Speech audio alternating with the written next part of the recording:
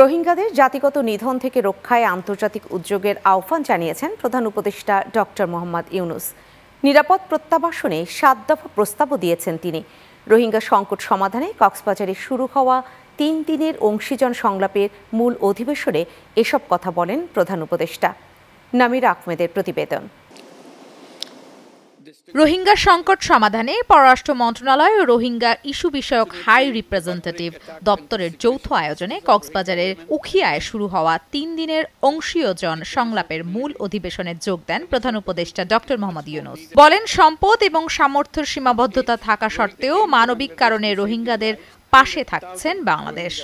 We hope we can work out a solution to the Rohingya problem to let them go back to their own home as a part of this transition process that we are going through.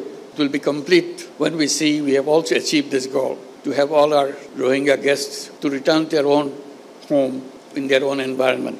তবে রোহিঙ্গা সমস্যা মিয়ানমারের সৃষ্টি উল্লেখ করে প্রধান উপদেষ্টা বলেন, দেশটিকে নিশ্চিত করতে হবে যেন আর কোনো রোহিঙ্গা বাংলাদেশে না প্রবেশ করে। এ সময় রোহিঙ্গাদের মর্যাদাপূর্ণ প্রত্যাবর্তনে অবদান রাখার সংকল্প ঘোষণা করে ৭ দফা প্রস্তাব দেন তিনি। On this fateful day, it is our moral responsibility to take the right side of history and stop the armed actors from carrying out their horrible design of ethnic cleansing. এছাড়াও আগামী নির্বাচন নিয়ে প্রধান উপদেষ্টা বলেন, দেশ এখন স্থিতিশীল এবং নির্বাচনের জন্য প্রস্তুত। And the country has come to this stable enough and ready to have the election. So we announced the election in the first half of February 2026. Interim government will be replaced by an elected government. ৩ দিনের এই সম্মেলন থেকে রোহিঙ্গাদের মিয়ানমারে প্রত্যাবাসনের পথ খুঁজবেন জাতিসংঘ সহ রোহিঙ্গা নিয়ে কাজ করার সব অংশীজনেরা। এসব প্রস্তাব আগামী ৩০ সেপ্টেম্বর জাতিসংঘের অনুষ্ঠেয় সম্মেলনে তুলে ধরবে সরকার।